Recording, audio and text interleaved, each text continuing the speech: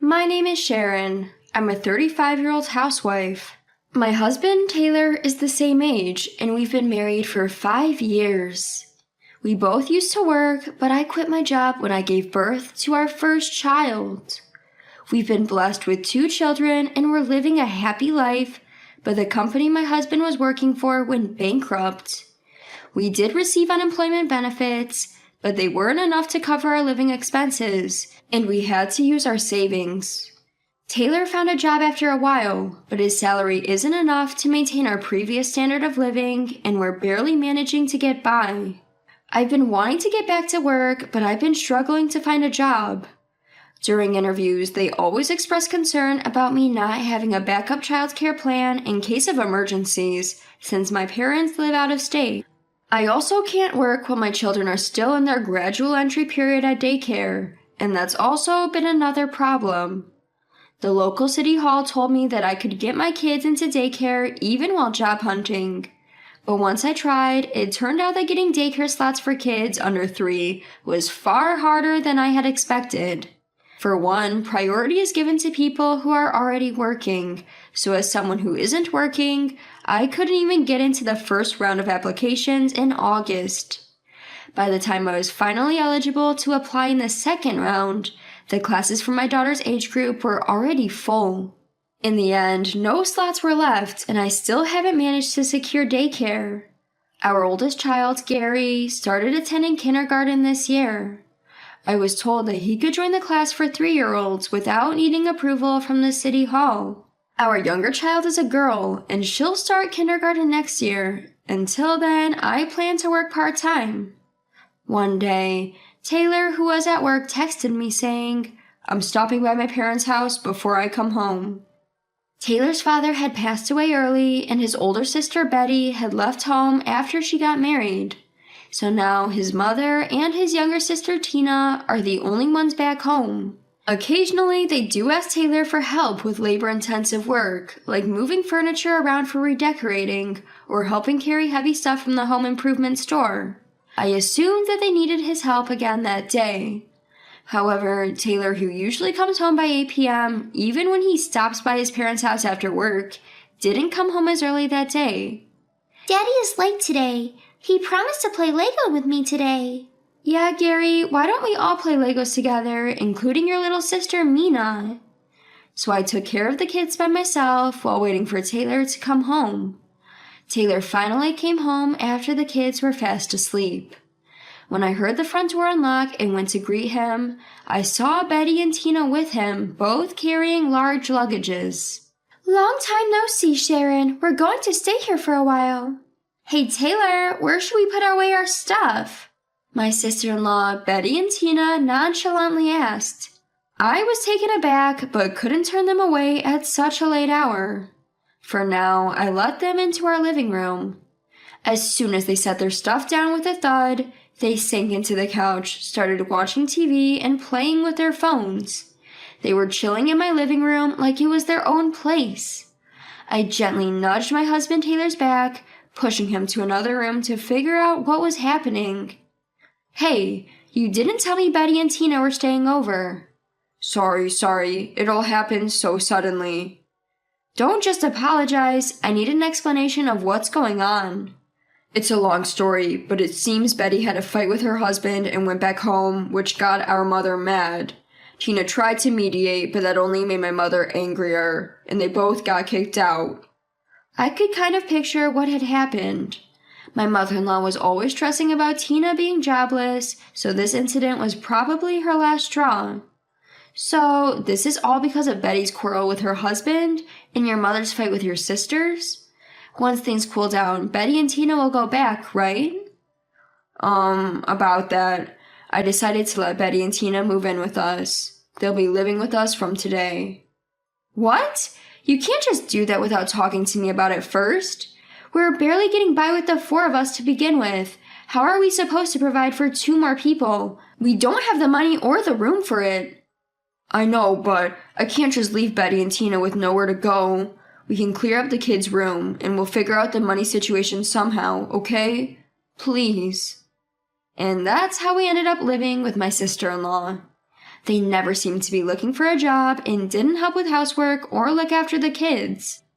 My workload at home increased, and I constantly had to be mindful of their presence. I was stressed out. Betty was always out and about. Often she'd return in a bad mood, but occasionally she'd bring back some goodies. Gary, I'm in a good mood today, so I got you this. Wow, I always wanted this lightsaber. Thank you, Aunt Betty. My son was delighted, but I was conflicted. Betty, I'm sorry, we only give toys as presents from Santa Claus on Christmas and on birthdays. We can't accept such expensive gifts. What's the big deal? I won at playing slots. Take it. I'm in a good mood and want you all to feel the same. You're such a bummer. From what I learned from Taylor, Betty spends most of her time at slot parlors. Her gambling was the reason for her fights with her husband and, by extension, my mother-in-law. Perhaps because of Betty's influence, she'd give toys and candies on a whim or lash out when she was in a bad mood. My son seemed to be becoming more selfish. I was worried that Betty was negatively influencing my son and daughter. On the other hand, Tina, who's unemployed, claims to be an aspiring YouTuber. Tina, my other sister-in-law, is always loud, singing and dancing without being mindful of our neighbors. Hey Tina, this isn't like your mom's house where you lived before. We're living in an apartment. Can you please stop with all the noise? What? Did someone complain? Not yet, but we might get complaints any day now. We need to be considerate of others here. Why should I stop when no one is complaining? I'm an aspiring artist, so I need to practice and stream. Gary and Mina's crying is much more annoying. You should do something about that instead of coming for me. No matter how much I warn her, she never listens. Soon, we started receiving complaints from neighbors like, please stop blasting loud music, please don't sing at night, and we understand the kids making noise, but we'd like adults to keep it quiet. Tina was being loud today as well. I knocked on her door, but she didn't respond. Being left with no choice, I opened the door. Tina, I told you already to stop making noise. I've got complaints from our neighbors now. Then Tina glared at me. How dare you interrupt me while I'm streaming? But Tina, don't call my name, just leave. My daughter Mina, startled by Tina's yelling, started crying. Ugh, you guys are the loud ones here. Please make her shut up. All I could do was try to calm down my sobbing daughter. Even though I'm the one who has to apologize for the complaints, Tina neither improves her behavior nor shows any signs of remorse, leaving me at my wit's end. When Mina finally fell asleep from crying, the intercom rang. I opened the door, dreading another complaint, but this time it was a mailman. The package, which seemed to be from an online shop I've never heard of, was for Tina. Although I couldn't open it, I was curious about what she had bought. It turned out to be from some expensive brand. The feminine dress Tina often wears seems to be from the same brand. While I'm unable to afford much for myself, I felt sick to find out that my jobless sister-in-law was spending a fortune on clothes. If my sister-in-law continued to splurge like this, there's no way we can make ends meet. Since my husband Taylor is the one giving the money, I grew concerned and decided to talk to him. Don't you think Betty and Tina are spending too much? Gambling and buying expensive dresses, where's all this money coming from?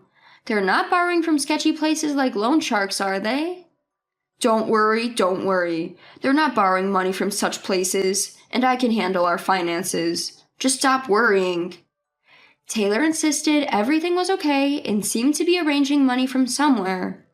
To be honest, I was hoping that my sister-in-law would go back to their parents' home soon, but I was enduring the situation for now. And so, one day, about a month after I started living with my sister-in-law, I got a text from a friend from high school that she had a baby, and I decided to gift her some money from my personal savings. Before I got married, I lived at my parents' home and was able to save up about $4 million, including my bonuses, which I had originally intended to use for my wedding. However, my mother told me, don't use the money you saved before you got married. It's important to have some in case for an emergency. So I left it untouched. Although I was saving it for building our own house in the future, I wanted to spend some money for my friend's celebration. Even though we were financially struggling, I couldn't just not gift her anything, so I decided to withdraw a little amount from my savings. But I just couldn't find my debit card, which I thought I had kept safe with me. For a moment, I thought it might have been stolen, but my passbook and seal are still there, so it didn't seem like a thief had ran through our place. I thought I must have misplaced it myself, so I decided to search for my debit card later and in the meantime, go to the nearest ATM and withdraw some money using my passbook. When you make a passbook withdrawal, it automatically records it, but the passbook didn't come out for a while and it kept printing something. As the machine noise went on, I started to get a bad feeling. Finally, the recording finished, and as I suspected, my balance had decreased and there was only about half of the original amount left. When I checked the withdrawal history, I could see that the money had been withdrawn several times after my sister-in-law arrived. Seeing that, I was sure it was my husband Taylor's doing. Since the money was originally intended for our wedding fund, of course Taylor knew about my savings. I had the same PIN for all my bank accounts, and there was a time when I told Taylor the PIN so that he could withdraw some money from a different bank account shortly after I gave birth to my child. I guess he must have remembered the PIN I told him then. I reached my limit when I found out that Taylor was covering the living expenses of my sister-in-law with my savings and decided to consult a lawyer. The lawyer told me, "It's hard to take legal action because theft among relatives is exempted. However, all savings before marriage are personal assets, so you can recover the depleted savings separately from the property division and alimony when you get divorced." He said the bank could suspend my debit card, so I called them and they were very helpful and immediately put a stop to it. I told my parents about this, that I couldn't go on with Taylor, and that I was firm in my decision to divorce. My parents seemed incredulous about what Taylor and his sisters had done. Even so, they said, "If you're going to get divorced and come back, we'll always welcome you," which I found very reassuring.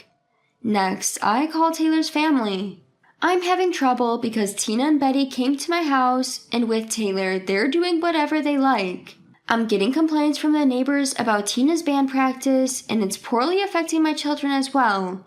Even though we're financially struggling, Taylor's giving money to Betty and Tina, and I found out that they were using my personal savings from before I got married."